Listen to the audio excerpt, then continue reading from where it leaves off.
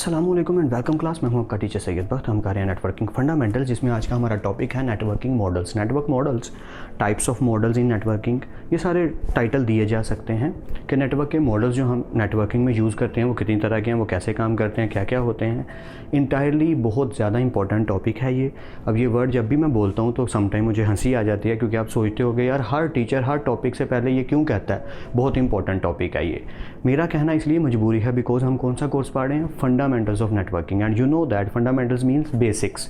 तो बेसिक्स में तो यार सारी की सारी चीज़ें ही इंपॉर्टेंट होंगी ना। अब इसके बाद जो हमारा लेक्चर आने वाला है OSI मॉडल, वो तो मेरे ख्याल से पूरे नेटवर्किंग कोर्स में सबसे ज़्यादा इंपॉर्टेंट टॉपिक है। मैं तब फिर यही कहूँगा। तो जी हाँ, ये इंपॉर्टेंट बहुत ज़्यादा हैं टॉपिक्स, क्योंकि जब तक आप ज़िंदगी में नेटवर्किंग पढ़ रहे हैं, कंप्यूटर साइंस की नेटवर्किंग की फील्ड आपकी ज़िंदगी में दखलंदाजी जब तक कर रही है, चाहे आप MPhil कर रहे हैं चाहे आप PhD कर रहे हैं, ये टॉपिक्स आपके साथ साथ चलेंगे। Because I told you these are the fundamentals of networking. शुरू करते हैं अपना टॉपिक जल्दी से, मैं बोर नहीं करता हूँ। नेटवर्क मॉडल्स दो होते हैं यार, peer to peer and client server. इसको पीर टू पीर नहीं पढ़ना, समटाइम कुछ लोग इसको पढ़ देते हैं पीर टू पीर। ये पीर साहब नहीं है, this is peer to peer. Okay, तो ये क्या होता है, क्लाइंट सर्वर क्या होता है, इनमें डिफरेंस क्या होता है। मैंने कुछ बुलेट्स भी बना दी हैं। वैसे तो आपको गूगल से बेतहाशा डिफरेंसेस मिल जाएंगे। इनके एडवांटेजेस डिफरेंट किस्म के हैं, डिसएडवांटेज डिफरेंट किस्म के हैं। Of course they are different, तो हर चीज़ डिफरेंट होगी, बट गूगल से इतनी ज़्यादा डिटेल आपको मिल जाएगी, वो आप कर सकते हैं। मैंने कुछ बेसिक बुलेट्स जो मेरी खुद की समझ में आए और अपनी मर्ज़ी से आसान सी सादा इंग्लिश में मैंने लिखने चाहे, वो मैंने ये बना के लिख दिए। ताकि आप ना फिंगर टिप्स पे बता सको कि यार दोनों में डिफरेंस क्या है, और आप ठीक से समझ सको कि एक्चुअल में फ़र्क है क्या। शुरू करते हैं पीयर टू पीयर से। सबसे पहली बात, इसको मैं बाद में पढ़ूंगा, मैं ये बता दूं कि पीयर टू पीयर हमेशा याद रखिएगा ये स्मॉल लेवल पे यूज़ होगा, it's not on large scale. ये रट्टा लगा लीजिए, इट्स मैंडेटरी कि हमने इसको हमेशा छोटे नेटवर्क में ही यूज़ करना है। बड़े नेटवर्क में यूज़ करना पड़ गया, मर जाएंगे हम। वो एक लंबी स्टोरी है, ठीक है। ओके, फॉर एग्जाम्पल मैं इसकी एक छोटी सी डायग्राम बनाता हूँ। जैसे हमारे पास एक कंप्यूटर है। अच्छा, मेरी दो बातें पहले मैं बता दूँ, याद रखिएगा। एक, मेरी डायग्राम बहुत बुरी है, मेरी ड्राइंग बहुत बुरी है यार, और दूसरा मेरी राइटिंग भी कोई खासी अच्छी नहीं है। इंजीनियरिंग ने बहुत ज़्यादा चीज़ें ख़राब कर दी, पर मैं कोशिश करूँगा जितना साफ़ हो सके उतना साफ़ लिख दूँ, ताकि आप अच्छे से समझ पाएँ, पढ़ पाएँ। ओके, सो ड्राइंग के लिए माजरत पहले ही, sketching is not good on me. Okay, एक ये कंप्यूटर है फॉर एग्जाम्पल, एक ये कंप्यूटर है। चले मैं नीचे वाला पोर्शन नहीं बनाता, सिर्फ स्क्रीन बना देता हूँ, क्योंकि मुझे इधर भी क्लाइंट सर्वर की भी बनानी है। कंप्यूटर्स कुछ लगे हुए हैं फॉर एग्जांपल, ठीक है। अब कुछ भी कंप्यूटर्स हैं, तो मुझे हर एक कंप्यूटर के लिए बीच में एक मैंने क्या लगा दिया, स्विच। अच्छा, मैं स्विच भी लगा सकता हूँ, हब भी लगा सकता हूँ, राउटर वगैरह। ये क्या होते हैं, स्विच क्या होता है। स्विच जैसे हमारा, बिल्कुल इस तरीके से समझ लीजिए कि जैसे फॉर एग्जांपल आपके घर में आपका एक रूम है बहुत बड़ा, लेकिन जो स्विच बोर्ड है इलेक्ट्रिसिटी वो एक साइड पे है, लेकिन आपने कंप्यूटर यहाँ लगा लिया। अब आपको यहाँ पे बिजली चाहिए, तो आप क्या करोगे, आप कहोगे यार एक ही स्विच चाहिए ना, तो ठीक है मैं तार लगा लेता हूँ, इट्स ओके। बट अगर मैं कहूँ यहाँ 3-4 कंप्यूटर चलाने हैं, तो फिर आपको किसकी ज़रूरत पड़ेगी, एक्सटेंशन की। या तो बिल्कुल एक्सटेंशन की ही शक्ल कि एक वायर आगे लगेगी और अब उसके अंदर फर्दर स्विचेस लग सकते हैं। वैसा ही इंटरनेट का भी स्विच होता है कि यहाँ पीछे से एक मेन लाइन इसको मिल जाती है और फर्दर आगे ये कुछ इंटरनेट के लैन पोर्ट के ज़रिए कनेक्शन दे देता है। आई होप आपको समझ आ रही होगी कि मैं क्या बोल रहा हूँ, कि स्विच के ज़रिए हम फर्दर कंप्यूटर्स को अटैच कर सकते हैं। ओके, अब जो फ़र्क है दोनों में, उसको डिफ़ाइन करने के लिए मैं आपको थोड़ा थोड़ा समझा देता हूँ। स्विच के ज़रिए जब ये कंप्यूटर्स कनेक्टेड हुए, आपस में कनेक्ट हो गए, चाहे एक रूम है, चाहे एक पूरा फ्लोर है बिल्डिंग का, और चाहे पूरी की पूरी बिल्डिंग है, दैट अप टू अस। वो बाद में बात करेंगे कि क्या पूरी बिल्डिंग को कनेक्ट किया जा सकता है इस तरीके से, वो अभी बात करते हैं। स्विच के ज़रिए जब हमने इनको कनेक्ट किया, तो अब इनके बीच में ना कोई सर्वर है, ना कोई डिसीजन मेकिंग करने वाला है, ना कोई बॉस है, कोई नहीं है। ये जस्ट क्लाइंट्स हैं, यानी कि ये सिर्फ सारे के सारे क्या हैं, कंप्यूटर्स हैं, जो आपस में जब चाहे कम्युनिकेट कर सकते हैं, जिसको चाहे डाटा डायरेक्ट एक्सेस कर सकते हैं। अभी ये ख़त्म नहीं हुआ, इसके बारे में भी फर्दर बात करेंगे, पर पहले मैं क्लाइंट सर्वर पे आ जाऊँ ताकि मैं आपको डिफरेंस बता सकूँ। यहाँ की स्टोरी थोड़ी डिफरेंट है। यहाँ पे एक मेन कंप्यूटर होगा, जिसको मैं बॉस कंप्यूटर कह दूंगा, वैसे इसका नाम मास्टर कंप्यूटर भी होता है। ये है सर्वर, ठीक है, ऊपर ही लिखा हुआ है, तो मैं दोबारा लिखना मायूब समझता हूँ, समझ लीजिए यही सर्वर है। और इसके साथ जो पूरे ऑफिस में लोग काम कर रहे हैं, या कितने भी हैं, मैनी मोहर, कुछ कितने भी हो सकते हैं। ओके, ये सारे हमारे क्लाइंट्स। फॉर एग्जांपल एक मेन लाइन जा रही है और ये सारे के सारे उस मेन लाइन से कनेक्टेड हैं। अब आप इधर कितने भी कंप्यूटर बना लें, दैट अप टू यू, आपकी मर्ज़ी। चाहे 200 कर लें, 2000 कर लें, 2 करोड़ कर लें, दैट अप टू यू। जो बताना चाह रहा हूँ बस 2 करोड़ बोल दिया, या कर सकते हैं, लेकिन सिर्फ समझना है अभी कि ये कैसे चलेगा चक्कर पूरे का पूरा। यहाँ पे है एक हमारा सर्वर और बाकी के सारे कंप्यूटर्स हमारे कहलाते हैं क्लाइंट्स, ठीक है। तो ये मेन कंप्यूटर हो गया हमारा, मैं लिख देता हूँ चाहे मयूब लगे इट्स ओके, और ये सब कहलाते हैं क्लाइंट्स। ओके, सबसे बेसिक डिफरेंस जो पहला डिफरेंस आया वो ये, वहाँ सिर्फ क्लाइंट्स हैं, वहाँ क्या है, या यहाँ पे सिर्फ क्लाइंट्स हैं जो कि खुद मालिक हैं, इंडिपेंडेंट कंप्यूटर्स हैं। These clients are actually they are needing कि ये जितने भी क्लाइंट्स हैं ये इंडिपेंडेंट नहीं है, ये डिपेंडेंट है किस पे, सर्वर पे। मैं डिटेल में जाता हूँ थोड़ा थोड़ा करके, पहले मैं थोड़ा फ़र्क समझाना शुरू कर दूँ। यहाँ पे एक सर्वर है, ये जितने भी कंप्यूटर्स हैं ये सारे के सारे किससे कनेक्टेड है, सर्वर से, और सर्वर के थ्रू ही इन तक इंटरनेट आ रहा है, सर्वर के थ्रू ही इनकी कम्युनिकेशन हो रही है। जितना भी ये काम कर रहे हैं सभी का सभी, सारे का सारा काम क्लाइंट्स जो कर रहे हैं सर्वर के थ्रू हो रहा है, with the help of server, depending on server, all things. यहाँ पे स्विच वाली सिचुएशन में यहाँ पे कोई मालिक नहीं है, क्लाइंट्स खुद अपने मालिक हैं, दे आर इंडिपेंडेंट। वो जिससे मर्जी चाहें जब मर्जी कम्युनिकेट करें, जितने भी रूल्स हैं लॉज हैं वो डिसाइड करेंगे, वहाँ पे कोई बीच में कोई चीज़ नहीं आ रही। इस तरीके से समझ लीजिए कि 2 बच्चे पेपर दे रहे हैं और टीचर खड़ा है। टीचर अगर खड़ा है तो टीचर जब तक खड़ा है, टीचर ख्याल कर रहा है, तो जो रूल्स एंड रेगुलेशन टीचर ने बनाए हैं उसके अकॉर्डिंग ये सब चलेंगे। बट अगर टीचर नहीं है, टीचर मौजूद ही नहीं है, सिर्फ एक रूम है जहाँ पे 4 लोग बैठे पेपर कर रहे हैं और सारों का पेपर सेम है, तो वो एक दूसरे से जैसे चाहे चीटिंग कर लें, जैसे चाहे बातचीत कर लें, जो मर्जी करें, उनको रोकने वाला कोई नहीं है। बट यहाँ पे रूल्स एंड रेगुलेशंस हैं। अब बात करते हैं बेसिक्स की। 2 वर्ड्स और याद रखिएगा, सर्वर को मास्टर कंप्यूटर भी कहते हैं, समटाइम ये वर्ड आ जाता है ना इसलिए बता रहा हूँ। क्लाइंट्स को स्लेव्स भी कहते हैं, बस ये वर्ड है इसलिए मैंने बता दिया कि सर्वर को मास्टर कंप्यूटर भी कहते हैं नेटवर्किंग में, और क्लाइंट्स को स्लेव्स कंप्यूटर्स भी कहते हैं नेटवर्किंग में। अब इनके बेसिक फ़र्क की बात करते हैं कि एक्चुअल में सर्वर की ज़रूरत क्यों पड़ती है और सर्वर एक्चुअली होता क्या है। सर्वर की भी डेफिनेशन थोड़ी हो जाएगी। सर्वर की सिंपल वे में बात करूँ ना यार, तो मैं बैंकिंग की एग्जांपल दूंगा। बैंकिंग की एग्जांपल बेस्ट एग्जांपल है, मतलब एक चुटकी में आपको समझ आ जाएगी कि चक्कर क्या है। आपने एक बैंक ओपन किया, मिकी वायरस एक मूवी है, उसमें एक सीन आता है कि वो हैकिंग करते हैं, वो भी देख लीजिएगा, शायद उससे भी थोड़ा बहुत नॉलेज आ जाए। कोई खासी अच्छी फिल्म नहीं है लेकिन इट्स अ बेटर वे। और कोई और हैकिंग की मूवीज़ मेरे माइंड में आएंगी तो मैं वो भी साथ साथ आपको बताता रहूँगा, ताकि आपके लिए नॉलेज उधर से भी आपको मिलना शुरू हो जाए। ओके, तो सर्वर की एग्जांपल देने लगा था यार, बैंकिंग की बात कर रहे थे, तो मैं ये चाहता हूँ कि जैसे ही शाम के 5 बजे 5 PM मेरे जितने भी बैंक के अंदर एम्प्लॉयज़ हैं उनको छुट्टी हो जाती है 5 बजे। ज़्यादातर तो ऐसा ही होता है कि बैंक की जो शिफ्ट होती है फ्रॉम 9 AM टू 5 PM होती है, ठीक है। तो मैं ये चाहता हूँ कि 9 AM से लेकर 5 PM तक जितना भी मेरा बैंक का नेटवर्क है वो ऑन हो जाया करे, किस पे, कंप्यूटर्स पे। बट 5 बजे के बाद अगर कोई एक्सेस करना भी चाहे, कोई इंट्रूडर मतलब कोई मुदाखलत करने वाला, कोई और पर्सन जो बैंक का एम्प्लॉय नहीं है वो भी अगर घुसना चाहता है, ठीक है, तो वो भी ना घुस पाए। और कोई बैंक का एम्प्लॉय कोई चोरी करना चाहता है, जो मूवीज़ में अक्सर होता है कि स्टोरी ऐसी होती है कि कोई बैंक का ही एम्प्लॉय है, वो नुकसान पहुंचाना चाहता है कंपनी को, तो उसको अलाउ ना हो, मतलब वो कंप्यूटर ऑन करे तो नेटवर्क चले ही ना, बैंक का काम चले ही ना। तो ये जो सिक्योरिटी लगाना चाह रहा हूँ, रिस्ट्रिक्शन लगाना चाह रहा हूँ, फायरवॉल लगाना चाह रहा हूँ यूज़र के और नेटवर्क के बीच में, ये कौन डिसाइड करेगा, ये सर्वर डिसाइड करेगा। सर्वर के अंदर हम सेटिंग कर देंगे कि जितने भी हमारे एम्प्लॉयज़ हैं, जितना भी हमारा नेटवर्क चल रहा है, फ्रॉम 9 AM टू 5 PM चले। 5 PM के बाद ऑटोमेटिकली जैसे ही 5 बजे पूरे का पूरा नेटवर्क शट डाउन हो जाए और 9 AM से पहले ऑन ना हो। इस तरह के जितनी डिसीजन मेकिंग है वो सर्वर पर ही की जा सकती है। और आप क्या चाहते हैं, फॉर एग्जांपल एक और एग्जांपल दे देता हूँ ताकि आपको ज़्यादा क्लियर हो जाए। आई नो मैं बोर भी करूँगा थोड़ा थोड़ा, लेकिन नॉलेज पूरा देना मेरा फ़र्ज़ बनता है। लेक्चर चाहे लंबा हो जाए लेकिन नॉलेज मिलना ज़रूरी है। आपका कोई एम्प्लॉय है और वो छोड़ के जाने लगा कंपनी, जैसे गूगल में फॉर एग्जांपल, गूगल पे ही कर लीजिएगा, गूगल के कितने एम्प्लॉयज़ काम करते हैं, अप्रॉक्सीमेटली 5 lakhs के अराउंड उनके एम्प्लॉयज़ हैं टोटल जो काम करते हैं। अगर आपकी एक कंपनी है जिस बिल्डिंग में आप भी रहते हैं, बॉस साहब सर्वर कंप्यूटर हैंडल करते हैं, बैठे हैं, और एक पर्सन आता है और आपको कहता है कि मैं तो नौकरी छोड़ने लगा हूँ, मैं तो जॉब छोड़ के जा रहा हूँ, ये ले मेरा रेजिग्नेशन, और वो कह के गुस्से में ऑफिस से बाहर चला गया या झगड़ा करके जाने लगा। आप सर्वर कंप्यूटर पे बैठे बैठे उसके कंप्यूटर का सारा डाटा और एक्सेस ऑफ कर सकते हो with the help of network, या ये किया जा सकता है। ये आप क्यों कर रहे हो? अगर वो नौकरी छोड़ के रेजिग्नेशन दे के झगड़ा करके जा रहा है तो मे भी वो जाते जाते क्या करे, आपका सारा नेटवर्क का डाटा ख़राब करके चला जाए, क्योंकि उसे एक्सेस तो दी हुई है अभी। वो कोई एडिटिंग करके चला जाए, वो कोई गार्बेज डाटा एंटर कर दे, गंदगी वाला डाटा ख़राब कर दे, वायरस डाल दे, कुछ भी कर सकता है। यानी नेटवर्क के साथ कोई प्रॉब्लम, छेड़खानी वो कर सकता है, नुकसान पहुंचा सकता है। अब आपको पता चल गया तो आप उसकी एक्सेस को ऑफ कर सकते हो यहाँ बैठे बैठे।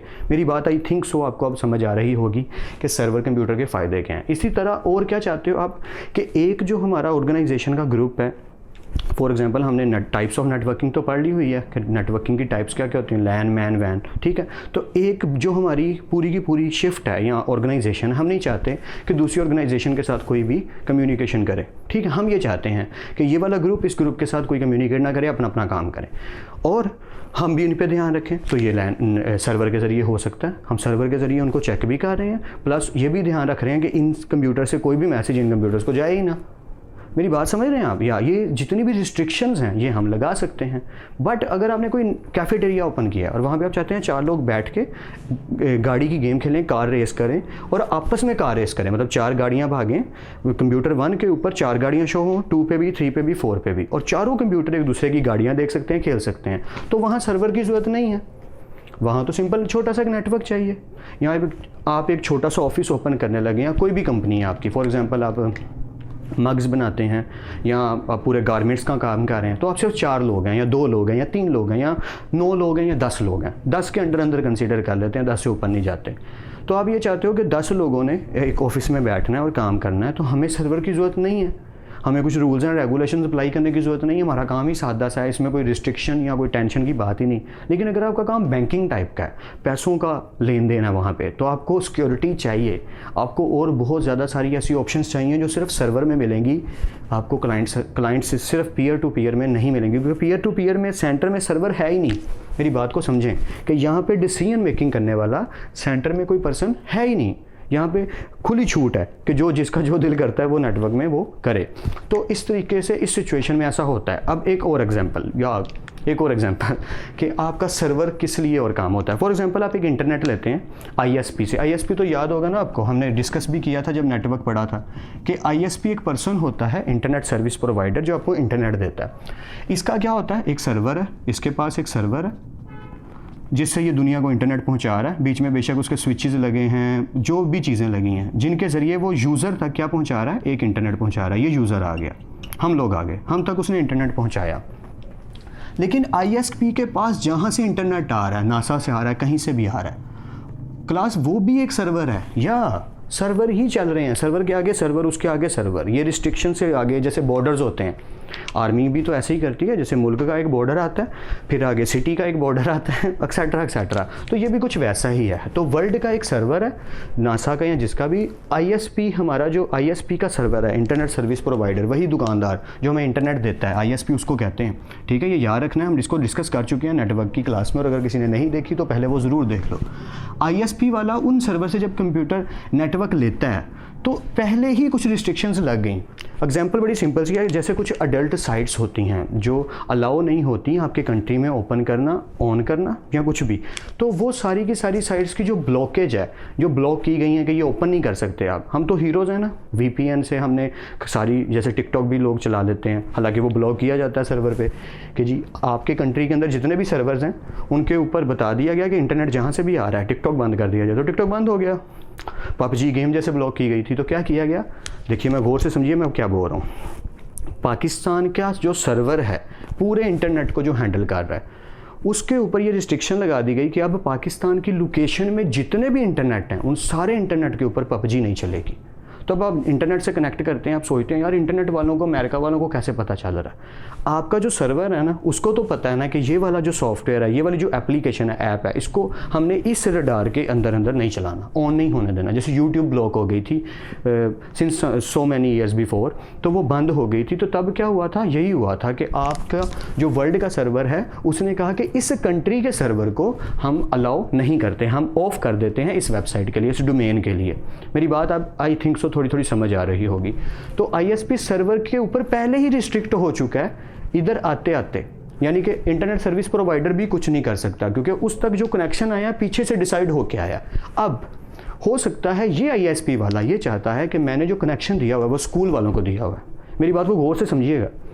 तो स्कूल वाले ये चाहते हैं कि हमारे जो जिस स्विच से हमें कनेक्शन आ रहा है, ये वाला सर्वर डिसाइड करेगा कि इस स्विच के ऊपर जो भी स्टूडेंट एक्सेस लेना चाहता है वेबसाइट की, वो इंटरटेनिंग वेबसाइट्स को ओपन ना कर सके, यूट्यूब ओपन ना कर सके, ये वाली वेबसाइट ओपन ना कर सके, एडल्ट वेबसाइट्स को ओपन ना कर सके, इन वेबसाइट्स को ओपन ना कर सके, एक्सेट्रा एक्सेट्रा। तो ये जितनी डिसीजन मेकिंग है कि ये वाला जो पोर्शन है, ये वाला सिर्फ इसको ही एक्सेस कर सके और किसी चीज़ को एक्सेस ही ना कर सके, मतलब एक्सेस ही नहीं कर पाएगा तो काम कैसे करेगा। या तो जिन चीज़ों की आप एक्सेस भी रोकना चाहते हैं वो भी कौन करेगा, या सर्वर बाबा करेंगे। ये चीज़ें मैंने इतनी डिटेल से इसलिए बताई ताकि आपको ठीक से समझ आ जाए कि सर्वर कितनी पावरफुल चीज़ है। अब आपको एक और चीज़ बता दूं या कि सर्वर कंप्यूटर क्या नॉर्मल कंप्यूटर्स होते हैं, जैसे हमारे घरों में छोटे छोटे कंप्यूटर हैं। एक एंगल से ये बात झूठ भी है और सच भी। दोनों क्यों कह रहा हूँ, क्योंकि क्या उसको सर्वर बनाया जा सकता है? जी हाँ, हमारे नॉर्मल डेस्कटॉप कंप्यूटर को सर्वर बनाया जा सकता है, लेकिन डिपेंड करता है कि उस पर लोड कितना डलने वाला है। अगर उस पर ज़्यादा लोड डलने वाला है तो प्रॉब्लम तो आएगी, ऑफकोर्स प्रॉब्लम आएगी। जैसे आप ये समझ लीजिए कि आप एक वैन की जगह गाड़ी यूज़ करना शुरू कर देते हैं। This is a best example for that understanding कि आप एक वैन स्कूल जाती है बच्चों को लेकर, उसकी जगह गाड़ी यूज़ करना शुरू कर देते हैं जो छोटी है और जिसमें सिर्फ 4 लोग बैठ सकते हैं और मैक्सिमम 5। तो तब तक तो कोई प्रॉब्लम नहीं जब तक 5 बच्चे बैठ रहे हैं। 4 बच्चे 5 बच्चे किसी तरह घुसा के आप बिठा देते हैं, लेकिन अगर वो 10 से अबव हो गए तो अब आप गाड़ी में किसी भी तरह नहीं जा सकते। आपको हर हाल में वैन या कैरी डिब्बा या बड़ी गाड़ी चाहिए, मतलब लाइट व्हीकल से आपको हैवी व्हीकल पे ट्रांसफ़र होना ही पड़ेगा। आई होप अब आपको मेरी बात समझ आ गई होगी कि सर्वर नॉर्मल कंप्यूटर तब तक हो सकता है जब तक नेटवर्क बहुत छोटा है, तो वो तो फिर पीयर टू पीयर ही चल जाएगा। लेकिन नहीं, ज़बरदस्ती हमें क्लाइंट सर्वर ही बनाना है और छोटा सा बनाना है। जी हाँ, आपका छोटा सा डेस्कटॉप चल जाएगा एज ए सर्वर, बट जब बड़े कंप्यूटर्स की बात आएगी 100, 200, 300 कंप्यूटर्स, तो अब आपको स्पेशल किस्म के वर्क स्टेशन मिलते हैं। वर्क स्टेशन वर्ड अच्छा है, याद रखिएगा, क्योंकि मेरे पास जो कंप्यूटर है वो भी वर्क स्टेशन है। तो मैंने वर्क स्टेशन कंप्यूटर स्पेसिफिकली बनाए गए हैं सर्वर बनाने के लिए, पर मैंने उसको क्या बना लिया, गेमिंग कंप्यूटर, तो वो और ज़्यादा पावरफुल हो गया। ठीक है, बस ये नॉलेज देना था, मुझे अच्छा लगा बताना तो मैंने बता दिया। शायद किसी ना किसी की हेल्प हो गई हो इस नॉलेज से, क्योंकि काफ़ी डिटेल में चला गया हूँ। अब जल्दी से बात करते हैं इन बुलेट्स की जिनके बारे में मैं आपसे डिस्कशन करना चाह रहा हूँ। एक एक करके मैं पढ़ता हूँ और आपको डिफाइन करी जाता हूँ। Server has the control ability, ये वर्ड इंपॉर्टेंट था। सर्वर के अंदर क्या है, कंट्रोल एबिलिटी है, बट क्लाइंट्स के अंदर नहीं है। क्लाइंट्स के जो कंप्यूटर्स हैं, ठीक है, उनको आपने ये एबिलिटी खुद नहीं दी कि वो कंट्रोल कर सके नेटवर्क को ऑफ कर सकें, नेटवर्क पे टाइमिंग सेट कर सकें, नेटवर्क की स्पीड सेट कर सकें। ये सारी की सारी जितनी भी एक्सेसेस हैं वो क्लाइंट्स को नहीं दी गई। किसको दी गई हैं, सिर्फ और सिर्फ सर्वर को। तो पहला पॉइंट तो ये हो गया। बट पीयर टू पीयर में क्या चक्कर है, वहाँ तो चक्कर ही कोई नहीं ना, वहाँ कोई बॉस ही नहीं है, तो वहाँ पे इक्वल वर्ड आ जाएगा, all computers have equal ability. मेरी बात समझ रहे हैं? एबिलिटी का वर्ड यूज़ किस लिए कर रहा हूँ, फंक्शंस के लिए, फंक्शंस के लिए, डिसीजन मेकिंग के लिए, रूल्स के लिए, रेगुलेशंस के लिए, एप्लीकेशंस के लिए, सबके लिए एबिलिटी। कि यहाँ पे जो सर्वर कंप्यूटर है वो एबिलिटी रखता है कंट्रोल करने की और जो चाहे रूल्स बनाने की। वहाँ पे कोई नहीं रखता, क्योंकि सब के सब इक्वल है। ठीक है, आई होप समझ आ रही है कि सारों का फंक्शन इक्वल है, तो सारे फंक्शन सारे के सारे कंप्यूटर इक्वल चलते हैं। यहाँ पे सर्वर जो है वो बॉस है, वो कुछ भी कर सकता है, लेकिन जो क्लाइंट्स हैं वो नहीं कर सकते। तो एक तरीके से ये समझ लीजिए, नासा जो है वो हमारा सर्वर है और पाकिस्तान जो है वो क्या है, पाकिस्तान पूरे का पूरा कंट्री क्या है, क्लाइंट है। तो पाकिस्तान वही एप्लीकेशंस ओपन कर सकता है, वही सब कुछ कर सकता है जो नासा ने अलाउ किया है। वो हम हीरोज़ हैं, VPN से सब कुछ चला लेते हैं, चेंज कर लेते हैं अपना IP एड्रेस। वो स्टोरी जब आएगी IP एड्रेस की, शायद मैं उस टाइम आपको डिटेल से बता दूं कि होता क्या। वो तो वैसे आप जानते ही हैं कि आपका IP एड्रेस शो होता है कि वो अमेरिका से हो रहा है, लेकिन रूल्स तो वही है ना, सिंपल पर्सन तो नहीं कर सकता ना, रूल्स के अकॉर्डिंग तो वही है कि जो सर्वर कह रहा है वही हो रहा है। Second, it is used in small and large networks. या ये दोनों बातें इंपॉर्टेंट थी, अच्छा हुआ पहली 2 बुलेट्स में ही आ गई कि ये स्मॉल में भी यूज़ हो सकता है और लार्ज में भी। बट जब बात इधर आती है तो normally used in small networks, या यूजुअली, ठीक है, ये बात सच्ची है कि इसको हम छोटे नेटवर्क में ही यूज़ करते हैं और कोशिश करते हैं कि जितना छोटा नेटवर्क है उतना ही छोटा रहे, पीयर टू पीयर। जैसा मैंने आपसे पहले कहा था, तो मैं थोड़ा सा बता देता हूँ। जी हाँ, 10 कंप्यूटर से ज़्यादा हो गए तो प्रॉब्लम होनी शुरू होगी, क्योंकि वायर्स बहुत ज़्यादा हो जाएंगी। अब वायर्स आप कहेंगे सर वायर्स का तो इशू नहीं है, ठीक है, चलो थोड़ी देर के लिए मान लेते हैं कि वायर्स बिछाई, ऊपर क्लीन बिछा दी है या दीवार के साथ साथ लगा दी, वायर्स का भी इशू नहीं मानते। लेकिन अगर ज़्यादा बड़ा नेटवर्क है और आप पीयर टू पीयर ही चलाई जा रहे हो, तो ये कोई अच्छी एक्सेस नहीं है, क्योंकि उसको कंट्रोल करना, नेटवर्क को कंट्रोल करना, बग्स प्रॉब्लम जो आती है नेटवर्क में उसका पता करना, उसको सेंस करना, एरर करेक्शन करना, रिस्ट्रिक्शन लगाना, सिक्योरिटी का ख्याल करना, बहुत ज़्यादा सारी चीज़ें हैं जो आपको पीयर टू पीयर में नहीं मिल रही, वो सब गई। यानी नेटवर्क हैक हुआ तो पूरा ही गया ठीक है, समझ रहे हैं। इसलिए छोटे नेटवर्क तक तो ठीक है, बट बड़े नेटवर्क की बात जब आती है मस्ट बी क्लाइंट सर्वर। बस ये याद रखिएगा कि ये स्मॉल नेटवर्क्स हैं और ये सारे स्मॉल भी और लार्ज भी। ईजी टू मैनेज, या इसमें मैनेजमेंट तो हो गई ना, उसमें तो मैनेजमेंट की बात ही नहीं हो रही। देखें क्या लिखा है, हार्ड टू मैनेज, मुश्किल है मैनेज करना, क्योंकि मैनेज कर ही नहीं सकते। अगर आप कहते हैं कि मैं कंप्यूटर नंबर 1 को, ये है कंप्यूटर नंबर फॉर एग्जांपल 1, ये है कंप्यूटर नंबर 2, ये है 3, ये है 4, मैं कहता हूँ 1 जो है ना वो 4 से कम्युनिकेट ना कर पाए, इनका झगड़ा चाह रहा है, ये आपस में एक दूसरे को मैसेज ना कर पाएँ, तो मैं नहीं कर सकता पीयर टू पीयर में। मैं ऐसा कोई भी रैंडम एक्शन परफॉर्म नहीं कर सकता पीयर टू पीयर में, वो सिर्फ क्लाइंट सर्वर में हो सकता है। तो ये वर्ड बहुत इंपॉर्टेंट हो गया। अब मैं बार बार फिर इंपॉर्टेंट बोली जा रहा हूँ सबके साथ, या इंपॉर्टेंट बातें ही हैं इसलिए तो लिखी हैं कि ये बहुत ईजी टू मैनेज है, very easy to manage and quite hard to manage. Management तो बिल्कुल कचरे की तरह जाएगी इसमें, ठीक है। ओके, इंपॉर्टेंट बात, install software only in the server, सिर्फ हम सर्वर पे अपना सॉफ्टवेयर इंस्टॉल करेंगे, बैंकिंग में जैसे होता है, while the clients share that. हम एक ही सॉफ्टवेयर पकड़ेंगे। अब फॉर एग्जांपल एक कंपनी है जिसमें 10,000 लोग काम करते हैं, यहाँ 500 लोग काम करते हैं, चले 500 का फिगर ठीक है, मेजरेबल है, ईजी है, मैनेजेबल है। तो 500 पर्सन्स अगर लिवाइस की कंपनी है जीन्स की, और वहाँ पे 500 कंप्यूटर चल रहे हैं, और आपने एक सॉफ्टवेयर है जो 500 के 500 कंप्यूटर्स पे जाकर इंस्टॉल करना है, या कोई बैंक है तो आप तो मर गए। बैंक के हेड ऑफिस में मेरा तो बुरा हाल हो जाएगा कि मैं 500 कंप्यूटर्स पे जाऊँ, यहाँ पे यही करना पड़ेगा, install software to every computer, हर एक कंप्यूटर पे जाके इन कंप्यूटर पे सॉफ्टवेयर इंस्टॉल करना पड़ेगा। यहाँ क्या करना पड़ेगा, मुझे जस्ट सर्वर पे जाके उसका सॉफ्टवेयर का जो सेटअप है वो इंस्टॉल करना है, और सबको एक्सेस दे देनी है कि सारे यार एक्सेस कर लो। नंबर 2, यहाँ पे एक और फ़ायदा है, मैं सर्वर पे जाके उसकी इंस्टॉलेशन की जो फाइल है वो रख सकता हूँ, और कह सकता हूँ कि सारे के सारे कॉपी करके अपने अपने कंप्यूटर पर खुद ही इंस्टॉल कर लो। ये भी एक अच्छा ऑप्शन है, लेकिन बात तो फिर उधर चली जाएगी ना कि सारे ही इंस्टॉल करें। ये भी एक अच्छी फैसिलिटी है, क्योंकि सारे फिर खुद इजीली इंस्टॉल कर सकते हैं, लेकिन अगर मुझे ही सारे कंप्यूटर्स पे जाके इंस्टॉल करना तो ये प्रॉब्लम है। यहाँ पे रिस्ट्रिक्शन नहीं है, यहाँ पे ये फ़ायदा है। मैं फिर से रिपीट कर देता हूँ, आपने एक सॉफ्टवेयर पकड़ा, सर्वर पे इंस्टॉल किया, और सबको एक्सेस दे दी कि सारे इसी सॉफ्टवेयर को सर्वर से एक्सेस करके यूज़ करो, दैट्स पॉसिबल, ठीक है। तो ये एक बहुत बड़ा फ़ायदा है। वहाँ पर ऐसा नहीं है, वहाँ पर ये ऑप्शन ही नहीं है, वहाँ पर सब पे इंस्टॉल करना पड़ेगा।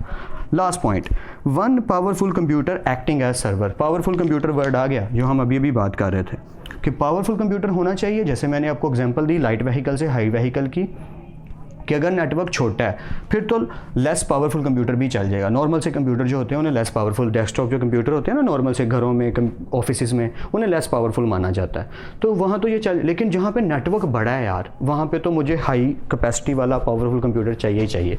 और यहाँ क्या लिखा है, नो सर्वर इज़ नीडेड, या यहाँ तो सर्वर की स्टोरी है ही नहीं, तो पावरफुल की तो बात ही नहीं हो रही। बात समझ रहे हैं ना, स्टोरी किस तरीके से चल रही है कि यहाँ पे सर्वर है तो हैवी कंप्यूटर होना चाहिए, यहाँ पे सर्वर है ही नहीं, सिंपल स्विचेस लगे हैं जिसके ज़रिए काम चल रहा है।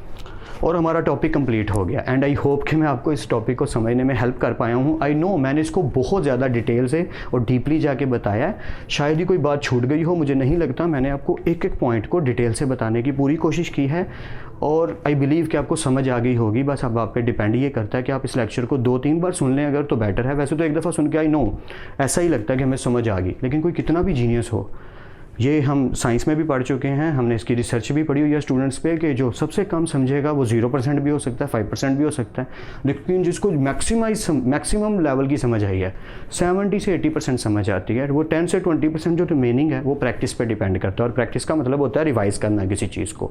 बेटर ये होगा कि आप अपने नोट्स ज़रूर बनाओ, गूगल से भी पढ़ो, डिफरेंसेस गूगल से निकालो, 2-4 बुलेट्स उधर से भी उठाओ, अपनी मर्जी की लिखने की कोशिश करो, इनको पिक करो, नोट्स ज़रूर बनाओ, और ख़ुद से पढ़ने की कोशिश करो। और किसी का लेक्चर अच्छा मिलता है वो भी ज़रूर सुनो। बाकी अप टू यू, प्रैक्टिस आपने करनी, पढ़ना आपने है। जितना ज़्यादा अच्छे से हो सकेगा, डिटेल और डेप्थ से हो सकेगा, मैं बताऊंगा, समझाने की कोशिश करूंगा, आपके लेवल पे आगे बातें करूंगा। बट इंपॉर्टेंट ये है कि आप कितना पढ़ते हैं, क्योंकि एट द एंड मैटर यही करेगा कि आपने रिजल्ट कैसा गेट किया, आपने कैसा पढ़ा, बुक रीडिंग आपकी कितनी अच्छी है, वर्ड्स का इस्तेमाल कैसा करते हो आप, राइटिंग का इस्तेमाल कैसा करते हो। देखिए पेपर्स देने के लिए अब मैं बातें कर रहा हूँ, बोर कर रहा हूँ, आई नो, लेकिन ये बातें आप तक पहुँचानी ज़रूरी हैं जो मुझ तक पहुँची और मुझे समझ आई। फ़र्ज़ यही बनता है दीन के अकॉर्डिंग। तो जो बात मैं बताने लगा हूँ कि पेपर अच्छे देना तो मैटर करता ही है, उसके साथ साथ आपकी स्किल बहुत डेवलप होनी ज़रूरी है कि आपकी स्किल डेवलप है कि नहीं। आप मार्क्स अच्छे गेन कर गए लेकिन आप स्किलफुल नहीं हो, आपको नॉलेज नहीं है, आप वर्ड्स अच्छे इस्तेमाल नहीं करते जब पेपर लिखते हो, आपको नॉलेज तो है लेकिन आपको बताना ही नहीं आ रहा किसी को, आपके अंदर ये स्किल ही नहीं है कि आप प्रेजेंट कर सको किसी चीज़ को, that's not a good thing यार। आपके अंदर ये क्वालिटीज़ होनी चाहिए जो सारी की सारी मैंने बोली कि मुझे एग्जाम्स भी अच्छे देने हैं और मुझे स्किलफुल भी बनना है। मुझे अगर कोई नॉलेज पता है तो मुझे बताना भी आना चाहिए, या आधा इल्म तो यही है कि बताना कैसे है। तो आई होप कि मैं आपकी हेल्प कर पा रहा हूँ। आप एक दूसरे की भी हेल्प ज़रूर कीजिए, दोस्तों से भी हेल्प लीजिए, क्लास फेलो से भी हेल्प लीजिए और ज़्यादा ज़्यादा पढ़िए। फिर मिलते हैं नेक्स्ट क्लास में, तब तक अपना और अपने घर वालों का ख्याल रखिएगा। खुदा आप सबको खुश रखे और कामयाब करे। खूब मेहनत करते रहिए लेकिन स्मार्ट वर्क के साथ। अल्लाह हाफिज़ क्लास।